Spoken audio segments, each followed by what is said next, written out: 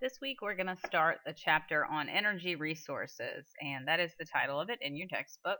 And we'll knock out the first part of it this week. It is a bit beefier than some of the others that we've covered.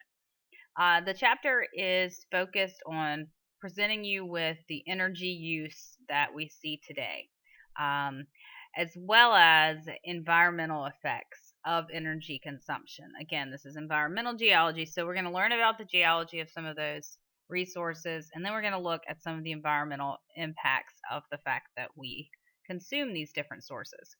And then we're also going to take a look at what our future might hold in reference to sustainable energy development. We'll talk about some alternative energy sources. In the United States, we account for about 5% of the world's population. So, about 5% of the world's population is the United States. But the United States uses roughly 20% of all the energy that's used in the world. So, we're responsible for about 20% of all the energy that's consumed. So, you can see that we are pretty big users. Energy shocks are something that have occurred throughout history. You may think, I hate the price that I'm paying for gas at the pump. And then when we see a jump in the cost, we get a little excited. We get pretty alarmed. And sometimes we see pretty dramatic jumps in price. And you can probably remember some of these in recent years. And these sort of shocks are things that have occurred throughout history. The Romans used fire. They burned wood. Wood was their resource, and when it started getting low, after they'd already transported it from farther away, they'd kind of imported it, if you will.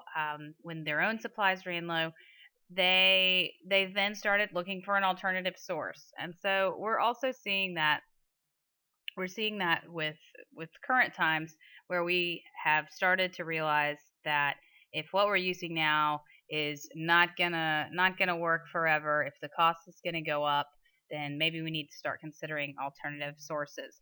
We know that we will eventually reach peak oil production, meaning that oil will be produced at a greater rate than it ever has been, and at any point after that time, it will be produced in lesser quantities. So this is of concern to us because when that happens, when half of the Earth's oil essentially has been extracted and used, that will be that peak production time. When that happens, then that's when we'll really start to see price shocks and increases.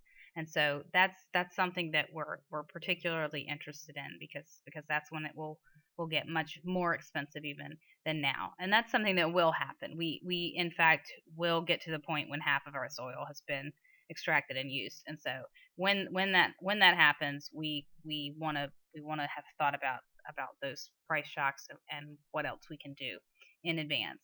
So, planning to conserve oil now and working on transitioning to alternative energy sources is pretty critical. Here we see a graph that's sort of indicating how much oil is being consumed versus how much oil is being discovered, the new resources being discovered. And as you can see throughout history, early on, we weren't consuming much, but we sure were finding it and knowing that there were resources out there. As time has gone on, we make big discoveries less frequently, but our consumption has continued to increase, and so we're not quite keeping up with discovery of new resources in terms of what we've already consumed. This indicates to us, this suggests to us that we're certainly not looking at a surplus in the long term. Here we see what we suggested earlier, in that we will reach that peak oil production, and when that occurs, all production after that point will be less in comparison. Over half of the oil that we will ever produce will be produced at that point, and so from then on we will see a decrease in the amount of production. The demand, we don't expect to go down. So we've got to find a way to fill that gap, and we'll talk about some of the ways that may happen as we continue on in this chapter. In the United States, 90% of the energy that we consume comes from fossil fuels. And that term fossil fuels, that's because they're organic in origin. So we consider them fossils, if you will. And that includes coal, oil, and natural gas. All of those are included. These are absolutely non-renewable resources. When we use them, they're used up. We know that they were produced naturally through earth processes, but we know that those processes take a very long time. So for sure, these are non-renewable resources. The other 10% of our energy comes mostly from hydropower and nuclear power. So those are most of that other 10%. Um, we do in terms of what we have, what we're looking to in the future. Uh, we do still have coal reserves for sure. Oil and gas sources, we don't really see many new ones. We don't expect to see, in terms of hydropower, we don't expect to see new hydropower going in. You guys just recently were learning a little bit about dams, and you may have in your research read that in fact we don't have a lot of locations where we will add more dams in the United States. Most of the places that it was a good place, that it was a good location for a dam, they've already been put in. So we may already have the hydropower in most of our locations. And then nuclear power it's uncertain in terms of future development. Some people are opposed to it. Some people are very much for it. And so nuclear power, we're a little questionable about where we're headed in that regard. Now, in general, projections of energy supply and demand are difficult, but we know that we need to continue to research, develop, evaluate all these potential energy resources, and conservation practices. We've got to look at those, we've got to consider them, and we need to make sure that sufficient energy will be around to maintain the standard of living that we like, the industrial society that we have, and then also all while maintaining a quality environment. So this is sort of how we have to look at it, and we'll learn more in this chapter about what's out there and what else we are considering. Here you see a graph that indicates throughout time, back to 1950 through 2004. So it's not the most recent graph, but it's not too bad. Our energy usage in the United States. This indicates our consumption, and you can see that oil, for sure, is way on up there. We've continued to increase our usage, and it does account for most of our usage. And then coal as well, and natural gas, you can see they're way up there. So we said 90% of what we use is fossil fuels. Those top three that you see there are all fossil fuels. And so down at the bottom, you see we've got nuclear and hydroelectric that are the other big two, but they're not very big, less than 10% combined. And then others are very, very small percentages. Fossil fuels refers to coal, oil, and natural gas. We've mentioned that, and their origin is related to geology for sure. And we know that these fossil fuels, essentially, their energy, and specifically solar energy, that's stored in the form of organic material. Okay, organic material that's buried and then it's transformed after it's buried to form coal, oil, and natural gas. And so we'll talk a little bit more about how these fossil fuels form as we continue. We do know that we can minimize the environmental disruption that's caused by the exploration and development that's associated with fossil fuels through good conservation practices, pollution control, reclamation. That's a word we learned last chapter with mineral resources, restoring the land after it's been mined. And so we do know that we can minimize the disruption that's caused if we practice these different measures.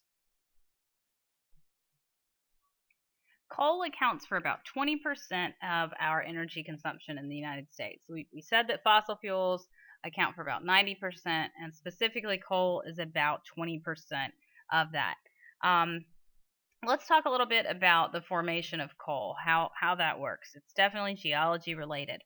Um, we have we have oxygen deprived plants. All right, so we've got plants in locations like ancient freshwater or brackish swamps. So think of a swampy area, and we've got plants there, and little oxygen, and these plants decompose. So they decompose and they accumulate. All right. So they decompose and they're buried essentially. They accumulate and they form what is called peat. Okay. So this peat layer is then inundated. We're talking about it's covered with water. All right. And that's going to happen because either the land is sinking or we have sea level rising, a slow sea level rise. And so, regardless, we've got this layer of essentially decomposed plants that have formed a layer. They get buried by water, inundated with water, and over time, there are additional sediments deposited on top of the decaying plants, and they're buried, and the volatiles are squeezed out of them. And so that's how we form these that's how we form the coal. Now, as we squeeze and compress that peat, the amount of carbon within it increases, and so over time, that peat will then become coal.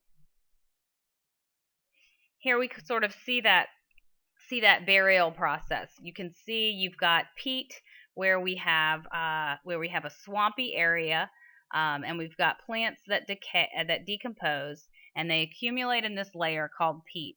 And then we have some sort of inundation because we'll say that sea level rises. So now sea level has risen and materials have been deposited on top of that peat. And so it's buried with other sediment. And so over time it's now been buried by sediment and the volatiles are squeezed out. And over time it's compressed. We've got more and more burial, and it's compressed. And you'll see it says in this figure that the coal thickness is exaggerated because it actually forms very thin layers. It's just drawn a little bigger here so we can see it. So over time, that peat becomes coal. Now, when we classify coal, we do it based on a couple of things. Based on the type of coal, and the type is actually determined by what percentage is carbon and by the heat value of the coal. And our ideal condition, as far as for using as a fuel, we would want high carbon content. And remember that happens more and more as that material, that decomposing plant material is buried. We said that as you compress it more and more, that peat, it's going to increase the amount of carbon in it. So if we're talking about using coal as a fuel, high carbon is best and low moisture. The less moisture, the better. And so that's one thing that the type of coal is classified based on. And then the other is the sulfur content. And our ideal scenario is that we have a low sulfur content in our case because that releases less sulfur dioxide. And sulfur dioxide is going to be an undesirable thing for us. In the United States, if we're talking about coal supply, most of our coal supply is west of the Mississippi River, and east of the Mississippi on the East Coast, the coal there has a fairly high sulfur content, and it needs to be captured. That sulfur needs to be captured after burning it, or the coal needs to be treated before burning it. And so, because of the high sulfur content, we have a lot less air pollution if we do that on the East Coast. But west of the Mississippi River, it's a much lower sulfur content. Here you can see some of the different types of coal that we have. The highest moisture is over there on the left, the lignite. And then we have subbituminous coal.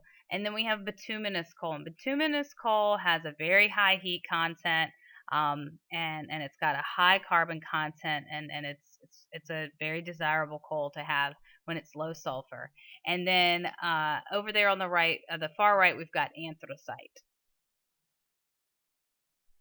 Here you see some of the areas in the United States where we've got coal.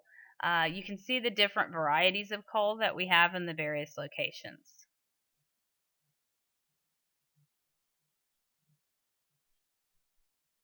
In terms of reserves, here we can see that we do in fact have quite a nice supply of coal in the United States. We've got about 25% or so of the coal reserves that exist in the world. In terms of mining in the United States, we mostly strip mine coal, meaning we just remove what's on the surface, remove what's on top of it, get to the coal and take it out. Open pit mining. It's not underground mining. We're not tunneling down. We're not going down deep and then removing it in terms of emptying out essentially a room and leaving a big column in between locations. That would be underground, but in the United States we mostly have strip mining or open pit mining of coal. And one thing you want to take a look at, it's one of those parts sections in the book that I always tell you, the closer look or the case study. Look at the one called Coal Sludge in the Appalachian Mountains, or Appalachian, depending on where you're from.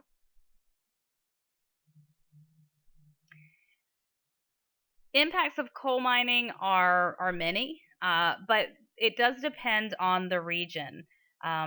It depends on the topography, the climate, what sort of reclamation practices there are in an area, and so this does depend. We've got acid mine drainage. It's something that we talked about before because it affects water. So acid mine drainage is one possibility, one of those impacts that we can have with coal mining, where we have water react with the sulfide minerals that are exposed on the surface when we mine the coal, essentially in the spoil, what's left over when we've already mined the coal. Pyrite's one of those sulfide minerals, a common one. And when water comes in contact with sulfide minerals, it produces essentially an acid. It produces sulfuric acid. And to have sulfuric acid then become part of the water, the surface water, the groundwater, clearly is undesirable. Now, to minimize that, or there are water diversion practices, ways to keep water from coming in contact with those minerals, and that's ideal, obviously.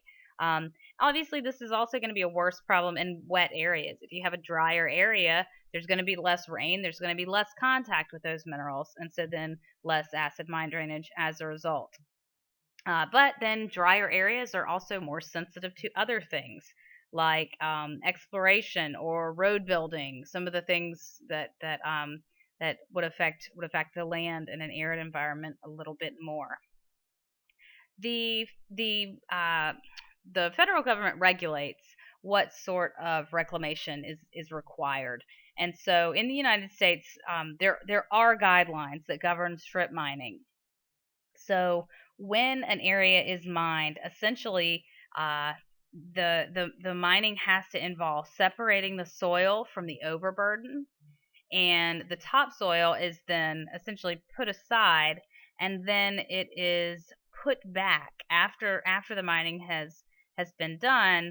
The land is restored to the pre-mining conditions. So the topsoil is then put back on the surface. There's usually some contouring of the land surface, replanting of vegetation, and obviously any wastes that are created have to be disposed of properly.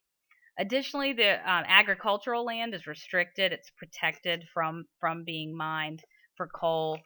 Even if the coal resources exist, it's protected because its use is for agriculture. Underground mining also has its own set of problems. Acid mine drainage still is an issue here. We still have water that comes in contact with those sulfide minerals. Some subsidence is another potential problem. That's essentially the collapse of the ground above an area that's been mined, where underground the coal was there. The miners went in, extracted it, removed the coal, but left a layer on top, left a roof, if you will. But then that roof wasn't supported, and so it collapsed. So we call that subsidence, and so that could damage buildings or roads or structures in an area. And then coal fires are another possibility. They can burn. If there's a fire essentially underground, it can burn and smoke for a very long time. Here we see an example of acid mine drainage. Not a pretty sight.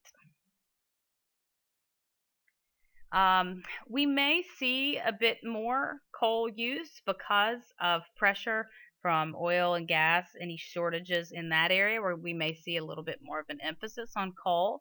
Um, we do have uh, quite a bit of reserves, we mentioned earlier. We will probably see more strip mining. There will need to be a lot of restoration associated with that, but that's likely. One of the problems with coal is that the ash that's left behind when coal is burned. Um, if you take the original volume of coal and you burn the coal for energy, about 5 to 20% of that original volume is then left over as ash.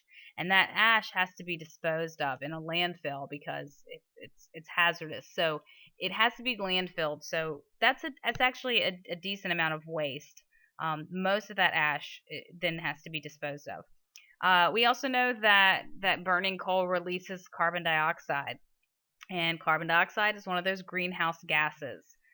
So certainly there are definite impacts, environmental impacts associated with coal. We do expect to see it used quite a bit in the future because we do have the reserves, and we look to see a decrease eventually in the amount of oil that's produced, and so we expect it, but with careful planning, we can minimize the problems associated with the use of coal. In addition to coal as a fossil fuel, we also have hydrocarbons, and that includes oil and natural gas. So we have crude oil and natural gas, and when we say hydrocarbons, we mean that the chemical composition involves carbon, hydrogen, and oxygen. And these also formed from the transformation of some sort of organic material. It's not quite the same method that coal forms, but it is similar. It does involve organic material that's buried over time. And so we know what oil and gas are. We know also where they're from. When we think about obtaining oil, we think of it being done through wells. There are a couple of other forms: oil shale and tar sands, other resources, or other methods that we can extract oil, because they're in slightly different locations. But for the most part, when we say oil and gas, we're talking about crude oil and then natural gas.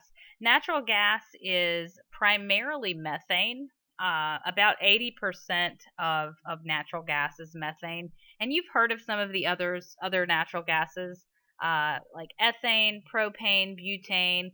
Hydrogen would be another, and so these are all natural gases, but most of what we refer to as natural gas is methane. All right. The formation of oil and gas, like we said, it's somewhat similar to the way that coal forms, but it involves rapid burial in a low oxygen or anaerobic environment, and we're talking about continuous burial, and as that burial continues, there's more heat and pressure involved. And then we have some sort of chemical transformation, whether it's biogenic or thermogenic. And then that leads to the formation of oil and gas. This is a slow process. It takes millions of years. Um, and and and furthermore, we find oil and gas in relatively young rocks in terms of geologic time. We know that the Earth is 4.6 billion years old, but relatively speaking, a 100 million years old, rocks that are 100 million years old are relatively young, and that's where we find oil and gas. Sedimentary rocks, obviously, based on how they form, but we tend to find our oil and gas in young rocks, because if the oil and gas were in older rocks, it's likely that they would have found a path to the surface, and you could think of it as almost leaking out, if they were in much older rocks. So it's not surprising that most of the oil and gas that we find is in younger rocks, even though it does take a very long time for oil and gas to form. The oil window, if you will, where we find most of our oil and gas is from about 3 to 6 kilometers down. So that's sort of the window where we typically find it. If you will take a look at this figure in your textbook, and you can sort of follow along, I think there's a decent caption with it that describes the process. But this may help you get a better feel for how that oil and gas forms. That rapid burial, it's down there, and then it's going to migrate up, and then as it migrates, and then it essentially gets trapped, if you will, in certain locations beneath the ground, and then we come along and we put in a well and we extract it. Let's talk a little bit more about that process where we end up extracting it. We look for different locations where oil and gas are trapped, and so when we find it, it's going to involve these different things. So the first is a source rock. There has to be a source. There has to be where the oil and gas formed. Okay. And the source rock is going to be some sort of fine-grained sedimentary rock. It's going to be very organic rich. We said that's where we find the formation of our oil and gas. It's going to be organic rich, and then the oil and gas will migrate upward from the source rock to the reservoir rocks. The reservoir rocks are where we're actually finding the oil and gas. There's the source where it came from, and then there's the reservoir rock where we find it. And these rocks are very porous and very permeable. They must have some pore space. There must be a location within them for the oil or gas to take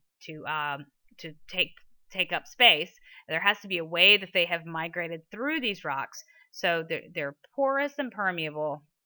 And then if there were not the next item you see there, if there were not a cap rock above the reservoir rock, the oil and gas would continue to migrate up through the reservoir rock to the surface. So there also has to be a cap rock involved that is essentially trapping, acting as a barrier to keep the oil and gas in place. And that's when we say we have an oil field, we mean that we've got a bunch of oil that has migrated up from its source rock, and it's now contained within a reservoir rock, some rock that it could move through easily, but then it couldn't move any higher because it was covered by a cap rock, or a rock that's not very permeable.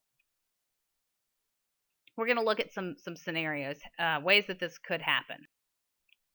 We've got oil traps that are somewhat common, they're common oil traps, we'll say.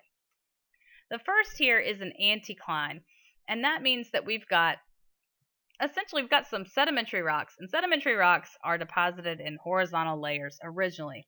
But clearly here, these sedimentary rocks have been deformed. There's been some compression. You can imagine squeezing from either side, some tectonic forces that have caused this shape called an anticline, where the layers of sedimentary rock have now been bent. And so in this case, the shale, which would be our organic, rich, fine-grained sedimentary rock where the oil formed, you can see the source rock down there is the shale. And then the oil migrated up into the sandstone, and it was able to travel through the sandstone because it's porous and permeable, and we consider the sandstone our reservoir rock. And so now the oil is contained within the reservoir rock, but it can't escape. It can't keep migrating upward to the surface because there's also another layer of shale. There's a cap rock of shale that is impermeable, that the oil cannot travel through anymore. So when we drill that oil well, you can see they've drilled a well at the surface down into the sandstone, and then they'll extract the oil upward. So this is one type of trap that we would see. The geology is such that the oil becomes trapped in this field. So this is called an anticline. Here we have a fault, an example of a fault trap. And so we may have something like a feature like a fault where we end up with the source rock down at the bottom. The oil travels up into the reservoir rock and travels as high as it can within the reservoir rock, and then it's capped off by the cap rock. And fortunately, there's a cap rock here trapping the oil, and the oil is not just going to migrate upward. And then the last would be an unconformity trap. Geologically speaking, the layers that you see angled now at the bottom, those originally we know were deposited in horizontal layers. We know that sedimentary rocks are deposited in horizontal layers. So when those rocks formed, they were horizontal. Something happened through in geologic history that caused those. There was some uplift, there was some deformation, and those beds, those sedimentary rock beds, got tilted, and so now they're tilted, and over time, oil developed in the source rock and it wanted to migrate upward. And so it entered the reservoir rock, migrated upward as high as it could, but then it reached a cap rock. So what we can see from this example is that yes, those sedimentary rock layers once were horizontal. They got tilted, they got uplifted, deformed, and now they're tilted. But after they were tilted, there was more deposition of new sedimentary rock layers, and that cap rock was the first of those to be deposited. So the cap rock, and then there's some other layers above it. But because that unconformity exists, essentially there was some erosion that happened in between those two events, between the tilting of those beds and the deposition of those new horizontal layers of sedimentary rock. There was some sort of there's a gap in history there. There's some erosion occurred then. And because of that, we see the oil that's trapped now. All right, we know that oil and gas are commonly produced through wells. They are pumped to the surface of the earth, first through primary recovery. And that's when we put a well into the earth, and the contents of essentially the oil field within that reservoir, there is pressure. The oil is under pressure. It's migrated upward and there's some pressure involved. And so about 25% of the petroleum, the oil or gas in the field can be removed in primary recovery, just under the natural pressure. But then we also have to, not have to, but we want to also enhance the recovery. So in the enhanced recovery stage, some sort of manipulation is done. Some gases or liquids, and it may even be the liquid that comes up with the oil or gas, a salty water, a brine. It's going to be injected back into the rock, and then by injecting the gas or the liquids, we're applying extra pressure to the reservoir, and that extra pressure is going to help bring up more of the oil or gas, and we end up getting 50 or 60% of the petroleum. So we never get it all through our current production methods, but we do get up to about 60% or so.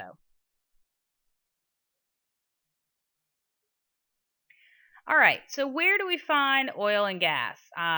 We know that we've mentioned already that they're going to be in sedimentary rocks almost exclusively, and these sedimentary rocks are not going to be that old, younger than about 500 million years old. And we said that it takes about 100 million years or so, we think, for oil and gas to form in beneath the earth after that rapid burial has happened. And most of our oil and gas is produced in just a few of the producing fields that exist. We've got lots of different fields, if you think about globally, all over the world, but most of the oil and gas comes from just a few of those. So we've got some really, really high volume ones, if you will. About 62% of the oil reserves are in the Middle East. Now, as that's oil reserves. In terms of natural gas, not quite as much. The numbers aren't quite as skewed in terms of natural gas. And the United States has made some recent large discoveries in terms of natural gas, and so our reserves are growing a little bit as far as natural gas goes. But oil-wise, about 62% of the reserves are in the Middle East. This number is a little bit outdated. I think it is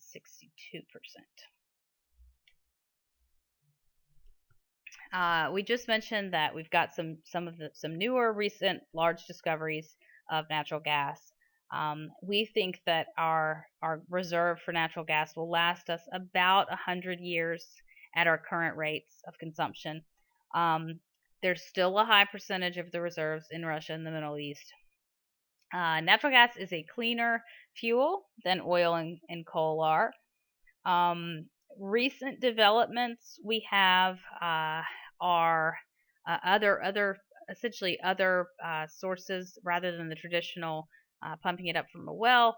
We have some tight natural gas from shales. That's sort of recent, kind of a new thing that's hip right now. And then there's also coal bed methane, which is going to be near surface methane, associated with coal deposits. And these are sort of pretty on the burner right now. And then we have a potential alternative energy source of methane hydrates. And that's not something that's economical now, but maybe in the future would be another source of natural gas. What sort of impacts, environmental impacts, do we see associated with petroleum production and use? First of all, back in the earlier stages where we're just looking at exploration, we may have some impacts. When we get to the point of accessing our wells, if you will, then we're installing roads. We've got the drilling that disturbs the land as well. We've got building supply lines. All of those will cause some sort of disturbance to the land. And then additionally, we've got the production, the transportation of all that oil or natural gas, and we've got emissions from the refinery when we're actually talking about burning them. Emissions are going to give us air pollution. We've got the release of carbon dioxide, a greenhouse gas we mentioned earlier. And so we've got tankers transporting, we've got pipelines, um, we have byproducts. We've got salty brine water, and we've got to deal with that wastewater disposal. We may have accidental oil spills, leaking pipes, shipwrecks of the tankers, air pollution at refineries. So we've got a lot of different sources of environmental impacts. Sensitive areas are going to be like arid or permafrost areas are particularly sensitive land. We can have blowouts or fires at oil and gas wells. And then we also can have acid rain. I don't think we've talked much about acid rain yet in this course, but acid rain occurs when we've got, actually, I think I've got an entire slide coming. So we'll hold off and we'll talk about acid rain in a few minutes. Here we see the Arctic National Wildlife Refuge, and you have probably heard about this as one of those issues that's discussed. Should we or should we not? Essentially, this is that whole drilling in Alaska question that we frequently have heard debated. And there's different perspectives, and there's reasons to consider drilling in Alaska. There's reasons to consider waiting or not drilling there at all. But the people who want to drill, the argument in favor of it is that the United States does need more oil, and this if we get oil from Alaska, then we have to import less. Um, and then also, Alaska would receive some jobs, some economic growth if we're developing there. Um, and and generally speaking, we have new technologies, new techniques for drilling and exploration that are going to cause less environmental impact than some of the previous development caused. Now, your opponents are not going to care so much about that. They're going to say any development, even the best technology you've got, is going to be adverse effects. So environmentally speaking, we still don't want it. And so any effect is bad. People think that the wilderness area should remain wilderness area, and there shouldn't be any changes to it. And any development, we know, involves a lot of machinery, a lot of people, a lot of vehicles, a lot of pipelines, and people who are opposed to the drilling also think that the oil that we get from Alaska wouldn't be a significant contribution to the U.S. oil supply. So those are sort of the different sides. But regardless, this is one of those decisions, one of those issues where it's sort of, science says we can do this, but value wise is, do we is this what we want? Um, so we have to balance needs versus desire to preserve something. And so this is just one of those issues that we'll continue to hear debated. Lots of wildlife in Alaska. This is one of the examples of why people don't want to see the area developed. There are lots of new techniques, new methods that can be employed to avoid environmental impact, contain it to just a small area. Use directional drilling where you drill straight down and then you take a turn to go get to the oil, and we keep the area that's impacted on the surface to a minimum. We can elevate pipelines so that caribou can still pass, as we see here. All right, what about the future of oil? Recent estimates, we still have some oil and natural gas to last us a few decades. We are not going to run out tomorrow. But when will oil production peak? We mentioned earlier that peak production is definitely approaching. And so when that happens, there's going to be less oil available, less oil produced, and we'll really get some price shocks at that point. So ideally, we're going to be thinking ahead, and we're going to be ready for that time. The evidence that we have that there is an impending crisis, that we eventually will be at the phase where we don't have as much oil, where we're producing less, is that we know that we're approaching that time when half of the oil will have been consumed, that half of what exists will have been consumed. And world consumption is very high. We consume 31 billion barrels per year, and when we look at the fact that for every 3 barrels we use, we only discover one, that tells us we are not going to have an unlimited forever supply of oil. Eventually, we will not be discovering any in terms of what we're using. We're expecting this production, this peak production, to occur most likely in the next 40 years or so. And then in the United States, we don't think that we'll be producing much oil beyond 2090, 2100 or so. We think that we'll have essentially ceased with any significant production of oil at that point in time.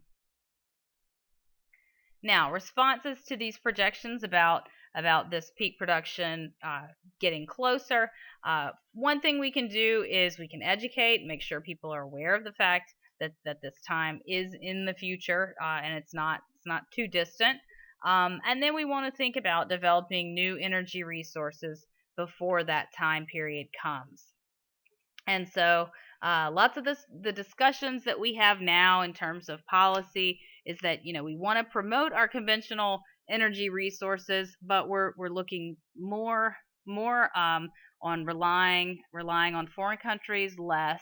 Use more natural gas, maybe transition from oil to natural gas if we can. Our reserves are better in that area. We definitely want to encourage alternative energy, and we're going to talk about a bunch of those alternative energy resources. We want to continue to develop those. We want to make sure that our infrastructure is ready is ready and dependable for all of our energy needs. Conservation, we're going to keep on the forefront. Look at any conservation methods we can and try to give incentives for those. We need to consider nuclear power. We need to recognize that they are certainly capable of generating large amounts of electricity fairly cleanly, and promote research. We're promoting research on alternative energy resources. And so we'll talk about some of those as we continue. I mentioned earlier that we're going to come back to acid rain. And acid rain is one of those problems associated with the burning of fossil fuels, primarily due to coal burning. It's most associated with the burning of coal. And this is a problem that you can consider to be regional to global, really. Um, when we have the burning of our fossil fuels, we have a release of sulfur dioxide and your nitrogen oxides, and when they're released and they react with water, then they can form acids.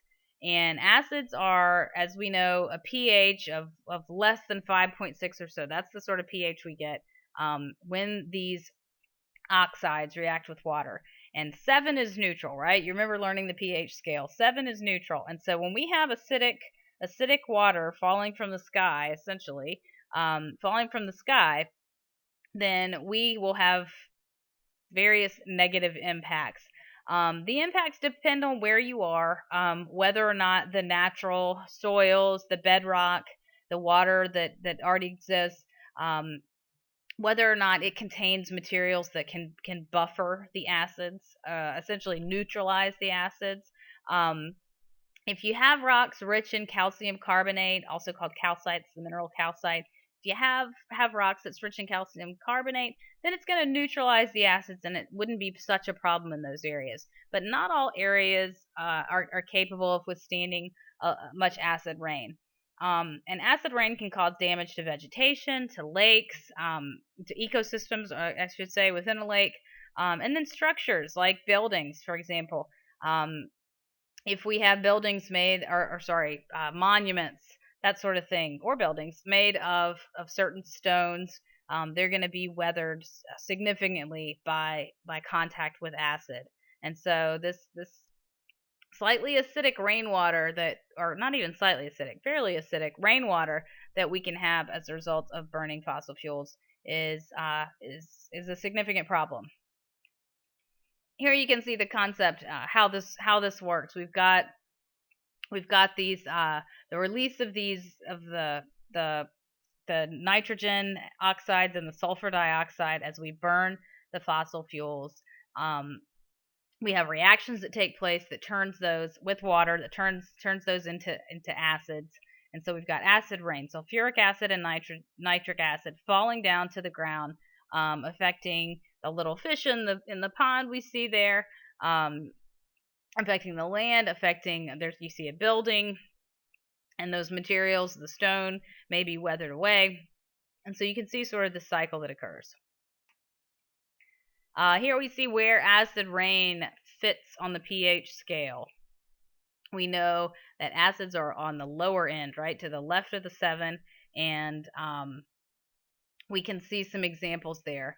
Pure rain is about 5.6, and then if we have acid rain, it goes less than that.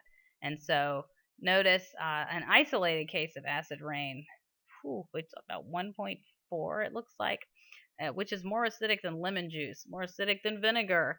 Not quite battery acid, but close. So you can see that certainly we don't want rain falling that low on the pH scale. And different areas we mentioned have different sensitivities to acid rain, depending on what the bedrock and the soils and that sort of thing are made of. And so here you can see sort of the areas that are more sensitive or less sensitive. Drier areas may not have as much of an issue because, again, they're dry, but certainly there are some sensitive areas even in more arid climates. Here you see a monument. You can see that it has been essentially weathered, right? It appears very weathered, and that is largely due to acid rain dissolving the rock. This is probably marble, which contains calcium carbonate, which reacts with acids. So, what are the solutions to all this acid rain that we have as a result of burning fossil fuels? Well, one possibility is we can add calcium carbonate to lakes to buffer. It does interact, it does react and serve as a neutralizer, if you will. But that's an expensive solution, and it's really only short term. So really what we have to say is we should reduce emissions. We should conserve our fossil fuels. We shouldn't be burning them as much if possible. Conserve gasoline, for example. carpool. And then coal treatment, we talked about how different varieties of coal have different sulfur contents. And if we have a coal with a high sulfur content, ideally we will treat that coal up front before burning it to remove some of that sulfur, because it releases the sulfur dioxide. Um, so that's another possibility. That's another way to reduce the emissions.